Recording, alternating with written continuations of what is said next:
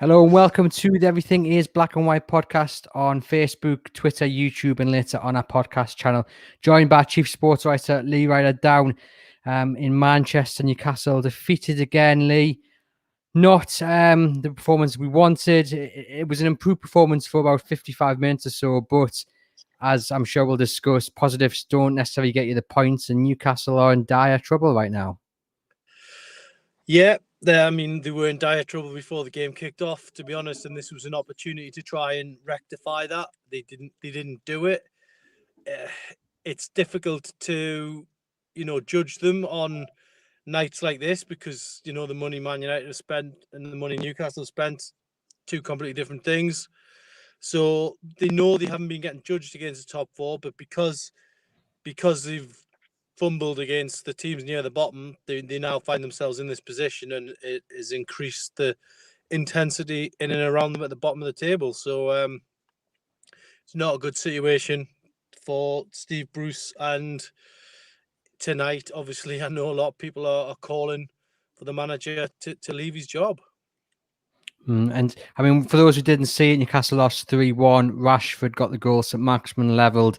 Daniel James made it 2-1. Then a Fernandes penalty with 50 minutes left made it 3-1. I suppose the frustrating thing for many people was that it was quite a good first half performance. And people, rightly praising that first half, but then saying, well, why can't we see this more often? Not even necessarily against the top sides, but against the sides in and around Newcastle. Yeah, I mean, that's the story of the game at the end of the day, because Newcastle, for either side of the break, they looked very confident, but they just couldn't, finish, unfortunately. Obviously St. Maximin got the equaliser, but it was after that they needed to just push on and, go ahead. And I don't know if they just automatically assumed that because they were probing Man United a bit and they were getting a little bit of success. I think they got a little bit drunk on that success, drunk on the success they were having, in terms of thinking that there was going to be a few more opportunities like that, because once Man United realised the game's slipping away, suddenly they crank their game up, and they've got players who can cause some serious damage. And I mean, to be fair, Fernandes today wasn't at his very best. That was their third game in 6 days, and he was still head and shoulders above any of the Newcastle players, and didn't really need to find those other gears. So look, they're not going to be judged on this tonight. In isolation, that's probably a decent battle and display away at Man United. I've seen them get hammered by a few more than they did tonight. But unfortunately, when I've come to Old Trafford, that is.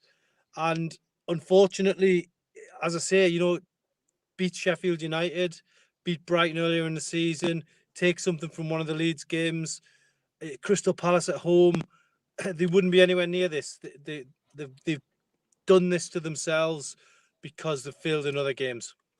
In your match report, right, with 13 games to go, relieving Steve Bruce of his duties would seem to be the obvious thing to do. But will they? Mike Ash is out of the country, and the message from the owner was that unless Newcastle slip into the bottom three, Bruce stays on. Do you think that remains the case, Lee, until Newcastle are, until Fulham leapfrog Newcastle, which could happen as early as next weekend? I mean, then they are in trouble, and the panic button, does get hit, because once you get pulled in, it's very difficult to get out of there. And I do feel for Steve Bruce, because he took on this challenge, and he was advised against it. He was told not to take the job because it will basically chew you up and spit you out, and that's what it feels like is happening at the moment. His message in the press conference was one of defiance, saying that he believes he can still get Newcastle out of this situation. But even then, even if he does, the season's been a failure, because ultimately they were talking about top 10, middle of the table, and here we are saying we're going to get out of trouble. And we've gone backwards in 12 months, and we've gone backwards despite having spent good money. And I know we've had injuries and COVID and all the rest of it, but those games I mentioned that Newcastle, didn't pick up a point in, that's why they're in the trouble they're in now. We've got a selection of Steve Bruce's quote just up there on the screen. And he said, we are a threat now. We are trying to be high up the pitch. It will take some getting used to because we've played a certain way for a while, but I'm convinced we will be safe. There are 6 or 7 teams looking over their shoulders. We need to win a few games. We have to get that magical point mark or whatever that is. I know fans have been on social media and they're quite angry at some of the comments. I mean, the reference there looks like a reference to Rafa Benitez and the style of player there. And then the 6 or 7 teams looking over their shoulders. Again, we spoke about this last week, Lee, and we said, well, who are they? I mean, what did you make of his quotes? Well, it's just eat, sleep, rave, repeat, isn't it? It's similar to what was said, last week after Chelsea. And, I posed the question before those 2 games, Chelsea and Man United away, how many points will Newcastle take from these 2 games? And too many people said they'll take 0 points because obviously they've got that sinking feeling as well. And look, I was when St. Maximin equalised, there was a few journalists around me getting excited, saying, "Oh, a point would be a good result here," and I was like, "Well, we've got a long way to go. We're at Old Trafford here, a long way from home." And yeah, they didn't get it. They weren't good enough to get it. Let's be honest.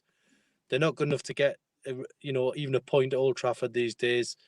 They've lost 6 points to Man United this season, and they'll continue to do it because this combination of missing chances and then defensive lapses at the other end is costing them dear. And as I said in the match report, it's a combination that will get you relegated if it keeps happening. Steve Bruce referenced Darlow in his quotes as well, and said we'll have a look at that. And yeah, he maybe should have done better for the opening goal. People in the comments, like Anthony here, asking, or saying, well, Anthony's saying Darlow should be dropped for the next game. Do you think Dubravka coming back in for next weekend's game is a must now? Or would you give Darlow maybe 1-2 more chances? I don't think it's a must because I think the problems are they aren't taking chances at the other end. That's what the big problem is. And let's be fair, when Dubravka was injured and Darlow was in fantastic form, he's knocking on the door for an England call-up. And, without him, they could be in a position where Sheffield United or West Brom are. So let's not be harsh on Karl Darlow. Do I think changing goalkeeper is a possibility? Yeah, I think it's probably going to go through Steve Bruce's mind. It's, he's tried everything else, and now it's, moving the goalkeepers. Does that bring a change of fortune? Dubravka's a different goalkeeper, different type of goalkeeper to Darlow. I would say probably organises his defence a little bit differently. I wouldn't say he organises them better or worse, but I think Darlow's a shouter and he'll get on people's backs. But I think Dubravka is calmer. He organises people. He has a quiet word. He just has that air of calmness about him, and that's possibly what Newcastle may need in the next 13 games. I know you've got to get back to Tyneside. Just the penultimate question then. What did you make of the subs? Because obviously Joe Linton went off injured and then he brought on Fraser and they didn't have a recognised centre forward, so to speak, of on the pitch. Did you think it was the right idea to bring Fraser on instead of Gale or Carroll?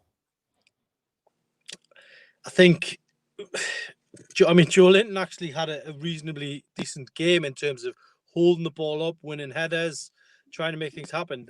What we need him to do, though, is score goals. And he had 2 great opportunities early on. Newcastle could probably put the game to bed in the first 10, 15 minutes had he, taken one of them chances. But unfortunately didn't. The £40 million drama goes on. He's now picked up an injury. They're assessing that as we speak. So in terms of the substitutions, Fraser for me doesn't look like he wants to be here. You're asking me an honest question. I'm giving you my opinion from what I'm seeing. He doesn't look like he wants to be here. It looks to me like he feels he's made a mistake coming to Newcastle because we're not seeing the Ryan Fraser that we saw at Bournemouth all them seasons. And we know with him it could be a situation where if he's not happy, he's not performing, and that's what it looks like at the minute. Dwight Gale, what more can you ask of Dwight Gale when they're 3-1 down with 10 minutes left? I don't think he should have been dropped. I don't think he deserved that. So, yeah, strange substitutions in some ways because they were left too late. And really, where do they turn now? Where do they turn against Wolves? Do they just accept that we're going to have to play the ball long, we're going to have to get Andy Carroll in there and play to his strengths and try and, get him to knock the ball down to someone like Dwight Gale and create and churn chances that way and do it the ugly way? Do it how Big Sam has done it before to get teams out of trouble. Let's get back to basics. That's what it would look like to me. Instead of, Steve Bruce also said, we're doing better higher up the pitch now. Well, they're doing ever so slightly better higher up the pitch, but they're not effective. And for me, Carroll, I know he's got his critics, but at the end of the day, he's a presence in both boxes. He's probably what they're going to need now. They're in a fight, and they need fighters on the pitch like him. And while he's fit, I would have him on the field. A lot of people saying bring Drummond in. Questions over Jamal Lewis as well. But the final question before I let you go off, how worried are you now? The gap is 3 points. Fulham look like, they've got a bit of momentum. They're drawing a lot of games, but they are picking up they're picking up more wins than Newcastle. I know that's difficult to do at the moment. Just how worried are you for Newcastle's Premier League safety? I'm probably as worried as I was before the game. It's nagging away. The only little crumb of comfort that I can take is that I think if you look at Fulham's next 4 fixtures, they've got Man City, Spurs, and Liverpool, I think. And I don't fancy them to pick up as many points as they have recently from those games, which then swings. If you look at Newcastle's fixtures, I think they've got Wolves and Villa and Brighton. I think this relegation will be decided in the next month rather than towards the end. And I think by the time we get the end, when the 2 teams meet at Craven Cottage, one team will be gone. I don't think it'll be a decider. So I think it's going to be decided in the next month. And yeah, it's time for Newcastle to, get their act together finally. And I do think Fulham will drop points in the next 4 games. Their March is horrible, like you say. Spurs, Liverpool, City, and then Leeds United. So that game against Palace this weekend coming is going to be huge for Fulham. But Lee, thank you as ever for joining us. Safe travel back to Tyneside. You can catch Lee's match reports over on chroniclelive.co.uk with all his player ratings, the post-game reaction from Steve Bruce, 5 things we learned, and much, much more. Thank you guys for popping in the comments. And not the result we wanted. Maybe the result we expected. A bit better on the performance, but positives don't get you points, and Newcastle really are staring relegation in the face. Head over to Chronicle Live to keep up to date with all the latest Newcastle United news.